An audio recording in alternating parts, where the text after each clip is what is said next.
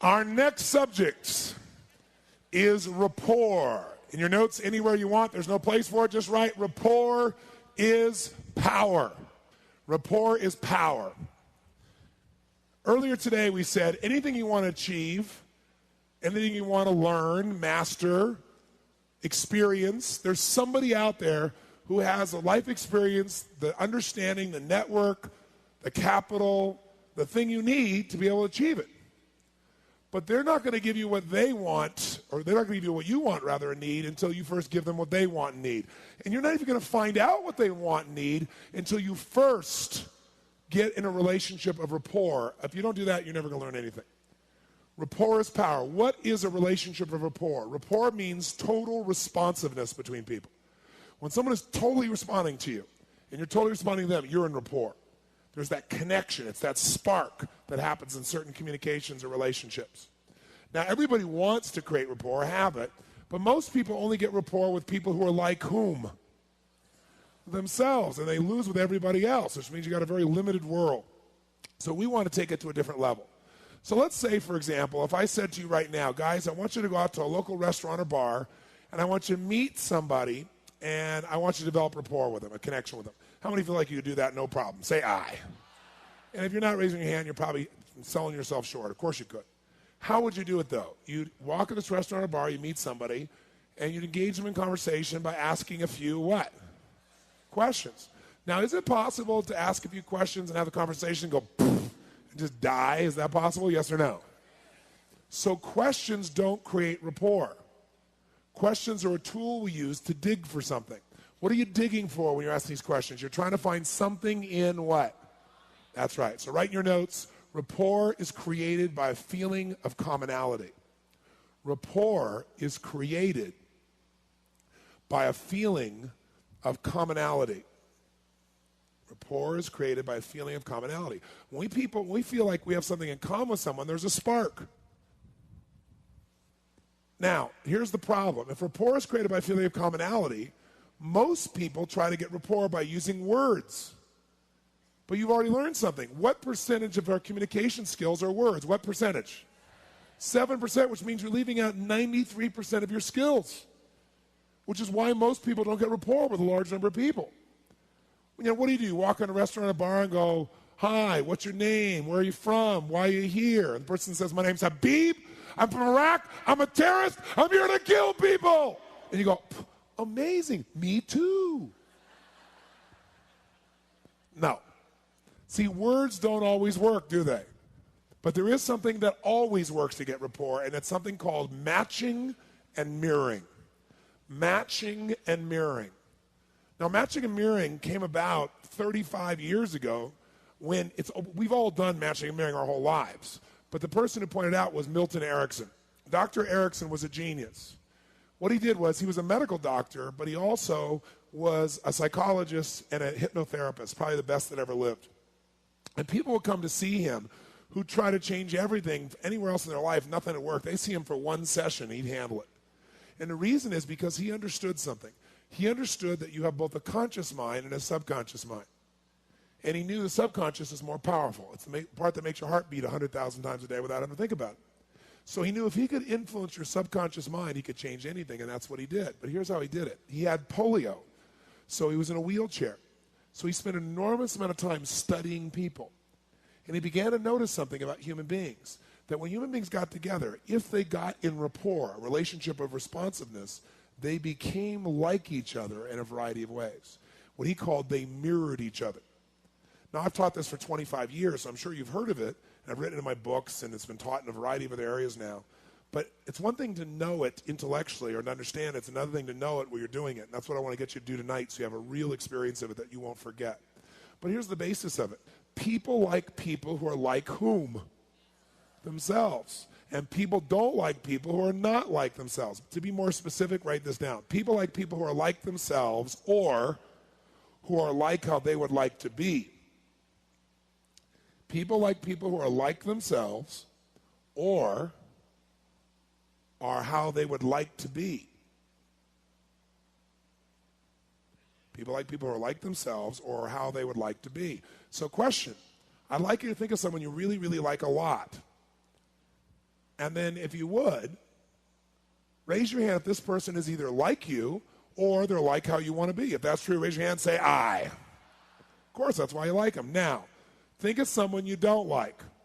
And I'm sure you like everyone, but if you once were an unspiritual person and felt these feelings, someone you don't like, raise your hand if they're not like you or they're not like how you want to be. If that's true, raise your hand and say, I. And that's the opposite. People don't like people who are not like them or are not like how they want to be.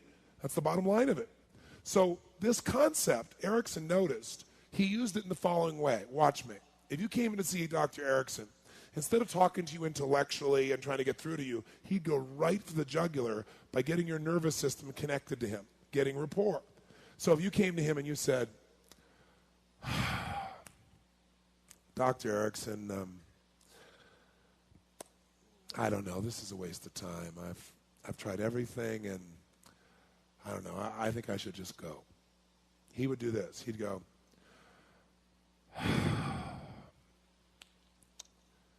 I'm sure it looks that way on the surface, but you haven't tried this, so you haven't tried everything, and I think you should stay. And the person would go, something about this guy I like. You know, he's not over the top, you know what I mean? He's like really real. There's just something about him that feels down home and real to me, right? If you came to see him and he said, Dr. Erickson, I've tried everything. It's a waste of my time. I'm out of here. He'd say, you sit down. You haven't tried everything. You've not done this before. You're staying right here. The guy goes, hey, I like this guy. He's got some spunk, kick ass. Maybe he could do something. See, he became like the people he was communicating with, and what it was is whatever they put out, he sent the same message back, like biofeedback, and it entrained them to him. So that when he then told their unconscious what to do, their brain just did it. That was his power. Now, we all do this naturally. If you want to have some fun, go out tonight to a singles bar and watch people when they first meet. And then you can see when the rapport happens. If they finally sit down and they'll start to lean in the same direction, they'll start nodding their head at the same tempo. If one's tapping their foot, often you'll see the other one tap their foot. The volume and tone of their voice will start to mirror if they're in rapport. If they're out of rapport, you'll see them in direct opposites of this nature. Now, if you want to be effective then, mirroring is so easy. We do it naturally, but here's the problem. Most people wait till they have enough words in common that then they put the voice in common and the body in common. But words are only 7%. They don't work all the time. And by the way, do we judge people in a matter of seconds by their style, yes or no? That's right. Write this in your notes. Style is more important than substance initially. Style is more important than substance initially. That sounds terrible, but it's true. Style is more important than substance initially. Now, notice I say initially. If you don't have any substance, it's not going to last. But you can have lots of substance and no style, and people never hear a word you say. No one will ever get to know what you believe. I'll give you an example. How many have ever dealt with somebody whose tone of voice alone drove you up a wall and you couldn't listen to anything they said? They had like dentist drill tonality. How many have been with somebody like this? Say I. Okay? So that style gets in the way of substance. Now, let's give an example. Let's say you and I want to mirror someone. We want someone to feel connected to us, and we're going to do it on the phone. What are some aspects of the voice that you could mirror that would make them unconsciously immediately feel connected to you? What are some aspects? You tell me. Okay, tone of voice, as we just said, is a perfect one. Because if you're talking like this, and they're talking like this, and I say, well, I don't know, what do you think? You're not going to feel very comfortable through time. Tone of voice is huge. If you mirror someone's tone of voice, they will feel connected to you and not even know why. What else besides tone of voice could you mirror on the phone? Okay, tempo. What kind of person talks at this particular pace like I'm talking right now? What kind of people talk at this particular pace? What part of the country tends to talk at this pace? Come on, where? Where? What part of the country? Where? And New York would be good. One New York would be a good example. How do people talk more like this? Feel about those fast-talking city slickers. Do they trust them? No. They don't even know how to say the word dog. How does a fast-talking person feel about a slow-talking person? What do you think, Mary? Mary, what do you think, Mary? What do you think, Mary? What do you think? Mary goes, well, what? How many have ever seen this mismatch between two people? Right? What else besides speed? Volume. Loud-talking people, who do they like? They love loud-talking people. They know you're a real man, you're a real woman too. Who else likes loud-talking people? Deaf people like loud-talking people. But how do quiet-talking people feel about those loud-talking people? They're obnoxious, aren't they? And of course, intelligent people talk like you and I do, don't they? Do we judge people in a matter of seconds by their volume, by their tone, by their tempo? Yes or no? You better believe we do. What else could you mirror on the phone? Terminology, key words. There's certain words people use again and again. If you sell real estate and somebody comes in and says, I'm looking for a magnificent home, do you want to say, oh, I have a fantastic place to show you? No, I had this experience myself once. I said, I'm looking for this. No, I got a fantastic place. Fantastic and magnificent may be the same to you, but I guarantee they aren't for the other person. If you mirror their words, they will feel heard, they will feel understood, and they will also feel you're as smart as they are. What else besides words, tone, tempo, volume? Accent? Well, only if you really have that accent. Because if you try to duplicate it and it's not really your accent, you're going to break rapport, right? What about the body? What could you mirror in the body if you were there in person? What could you mirror? Posture is very powerful. They're really upright, you're upright. They're more relaxed, you're more relaxed. What else? Gestures. Watch this. If somebody's talking, and people are funny, when they're making important points, people have idiosyncratic gestures. Idiosyncratic mean gestures that are all their own. So if you're talking to this guy and he says, I don't think so, I think we ought to do this, and he makes this funny little gesture when he's talking about what he really wants to do. If you turn back to him and say, you know, that's a great idea. Can I ask you a question, though? What if we did this instead? You make that same little motion with your hand and look at him and be like, a friend. You think I'm kidding. You go out tonight at dinner and you find somebody who's on an angle to you or in front of you. Don't even look at them. Just mirror them for 5 to 10 minutes. They reach for the glass, reach for the glass. The glass is empty, no one's going to notice. Just reach for the glass. They bring it up, they bring it down, bring it down. They reach for the fork, reach for the fork. 5 to 10 minutes. 5 minutes usually, 10 minutes max. After you've done this for 5 to 10 minutes, you want to have some fun? Reach for your glass and watch what they do. They'll reach for it like that. It's called pacing and leading. It's also known as entrainment. Many of you know that if you go to an old clock shop where they have those old grandfather clocks where they have the little pendulum, that once they wind them, those pendulums start out different and they all end up in sync. It's called entrainment. Women know this, but most men don't. So I'll just share this with you. Women have the ability to be like clocks with other women.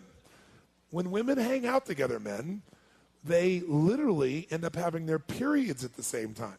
So that all the men are crazy during that time. Is it true, ladies? Yes or no?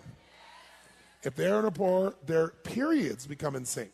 So if women's periods can come in sync, you could get rapport with a stranger across the room. And all you got to do is mirror them for 5 or 10 minutes and make a change, right? And it'll make it happen, all right? How many follow? So what else besides posture could you mirror in the body? What else? Gestures, we already said. What else? Facial expression. Most of us, if someone's telling you a story and they're like really into their story and they're making these faces, do you sit and look at them like this? No, you look back and make the same stupid look back. What about eye contact? A lot of business people and salespeople have been taught a total lie. They've been taught, like, if you're really, truly going to influence someone, you must look directly into their eyes and not break eye contact for 45 straight minutes. This way they know you really mean it. There's only one problem with that. The problem is people like people who are like whom? Themselves. So if you got somebody who just stares in your eyes and doesn't blink for 45 straight minutes, it's going to freak you out. What kind of person stares in your eyes and doesn't break eye contact? Aliens, that's who. Most humans look away, right? So if they look away, give them a break and look away. Don't make them crazy. Now, if you meet somebody who like locks eyes with you and doesn't break eye contact, you lock eyes right back, you keep them on them for 45 minutes, they'll know you're an alien too, it'll build rapport. What else? What else besides eye contact, facial expressions, gestures, posture? Come on, what else? Breathing. Breathing's very powerful, one of the most powerful. If you breathe at the exact same pace as another person, you will feel what they are feeling, period. But you got to be breathing from the same location, the same tempo. And breathing is magnificent because it really hooks you to this person. How many of you can think of a time in your life when you were breathing at the same pace as another person and you felt really close for some reason? Anybody think of a time like that? See, I used to do a lot of sexual therapy for couples, and when you help people in this area, you get a practice, because people pay anything, they'll fly anywhere to get this part of their life handled. So I ended up with a 6-month waiting list, no exaggeration. I mean, every single day book, and people would be calling me based on referrals because I help their friends, and they'd be like, I gotta see you, gotta see you now. And I'm like, I got a 6-month waiting list. No, I'll pay you for your lunchtime, I'll buy your dinner. I'm going, look, how about I refer you to somebody I've trained? There are lots of people I've trained. No, it's gotta be you. So here's how I would deal with it. I would say, okay, I will give you one of my lunches if you take an assignment I give me, but first you got to answer some questions honestly. Here's the first question. When you make love, do you breathe in unison while you're making love? And invariably the guy would go, huh? And I'd say, let me explain. You're here telling me about all these things you're upset with each other about. And you can talk about these things till you're blue in the face, but the real problem is you don't feel connected, you don't feel loved. And I said, you don't have that feeling of total oneness with each other. And talking more about this is not going to change it. So if you really want to change this, I suggest you do this. And if you do what I'm telling you, still need me, I'll give you one of my lunches. So here's what I want you to do. I want you to go home and I want you to make love for an hour and a half minimum. And while you're doing it, I want you to breathe in unison the entire time with each other. Because what happens is you feel totally connected as one. Out of, 3-4 dozen people I asked to do that, only one person ever called us back and wanted to be able to do a session. Because the bond is there. So try it. Not now, later this evening. Plus, the great thing about mirroring somebody's breathing, it's very subtle. No one's going to jump out of their chair and say, would you stop mirroring my breathing? I mean, they're not going to notice. So you got breathing, you got posture, you got gestures, you got facial expressions, you got eye contact. What else could you mirror? Come on, use your brain. I know the answer. I want to see if you can come up with it. Come on. What else could you mirror? Proximity, good. What does proximity mean? Proximity means everybody has a certain amount of space that they need to be comfortable. And it's different for every single person you're going to meet in your life. So if I come walking up here like this, and I start walking, let's say, along here, and I walk up to this lady here, she's comfortable right now. If I come here, I'm right on the edge of her comfort zone. Am I right? You can see it in her face. How do I know? Because the muscles in her neck went, her face went, it all tightened, and she stopped breathing. That's a clue. Now, that doesn't mean she doesn't want you to come closer, but that's the first moment of her starting to feel impact. If I come right back to here, there we go. Now she's breathing again. How many can see the difference? Can you see it? You can see all of a sudden she's breathing it. So this is more comfortable. Watch the difference here versus here. How many have had somebody do this where they get this close to your face and you just want to punch them? How many have had this experience? And they almost always have bad breath too, don't they? So when somebody, and are there people like that get this close in your face, yes or no? Now, if you pull back, though, you just broke rapport because that's what they need to feel good. So you got to hang in there with those people. So it's different for every person that you meet. So how do you know? Do you just guess? No, you use your sensory what? Acuity. You have acute sensitivity to see what's the impact. Oh, I'm getting here. Is this working? Oh, I can come closer or not. Where is it? And it can change, too. Someone can have initial reaction, and then they can let you closer. But you pay attention, because if you don't do this, breaking rapport in this area, people don't even think when you're in their space. And everybody's got different space. Who here freaks out when somebody gets too close? There's some people, I'm sure, in this room that are total freakouts about this. You, ma'am? In the black? What's your name? Lisa? Why don't you come down? Come on, give her a hand. Come on, give her a hand. Lisa, come on down here. Come on down here. Run down here, Lisa. Run down here. Run down here. Run down here. My thing is with my face. I don't like people. Oh, it's your face. Oh, there we go. It's the face. See, she's willing to body block me. Did you notice that? You can go, boom, we can hit bodies. That's okay. Right? But the face. Watch what happens if you get in the face. So are you enjoying the seminar? What's been your favorite part? Not this part. Not this part. Where are you going?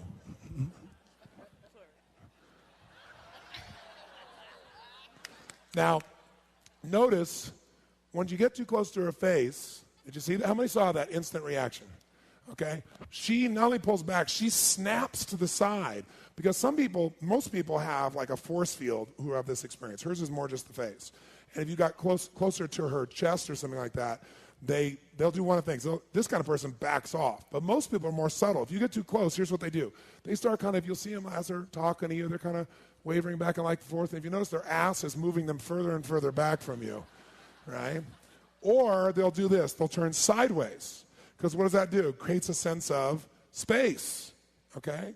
So everyone's different. Now hers is not the body, and she's kind of being playful now here with this as well. But the face normally is something for her that's in effect. Now she's going different. She says, okay, I'm comfortable with you. Give her a hand. Thank you very much. Now, there's another one that's critically important, and that's touch. Now, you can get more rapport by touching some people than by anything you could ever say. But again, you got to have some sensory acuity. You can't go up and go, he looks like a toucher. Hey, man, I love your hair, really good. That's really cool, really good. You do that, you could get killed. But he's a nice man, so he didn't kill me. So what we got to notice is, notice how the man shakes hands. So like, he shakes hands, he puts one hand on top of the other. Do you notice this? He reached over, I shook his hand, and immediately he brings the other hand on top like this.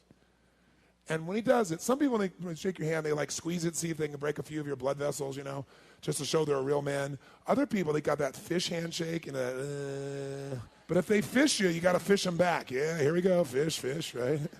Because that builds rapport. But in his case, it's like boom, boom, right? And you get more connection and rapport with him with that touch than anything you could ever say. Thank you. So notice, how does a person touch somebody? Like even it's in business. Notice how the businesswoman or man touches their assistant in a non-sexual way.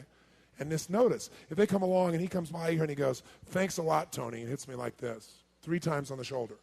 And I come back and I say, thank you, John. I'll get more rapport by that touch than by anything that I could say to him. So touch and proximity are huge, huge. Now you might say, well, this is interesting, Tony, but what are you suggesting? Are you saying something like, okay, they sit down, I sit down. You don't have to mirror everything someone does to have rapport. It's not like they lift their leg, you lift your leg, they lean forward, you lean forward, they sit back, you sit back. You don't have to do that, although believe it or not, you can do it a lot and people not even notice. But for example, you can get rapport just with the leg position and maybe the tone of voice, because physiology is 55% of communication.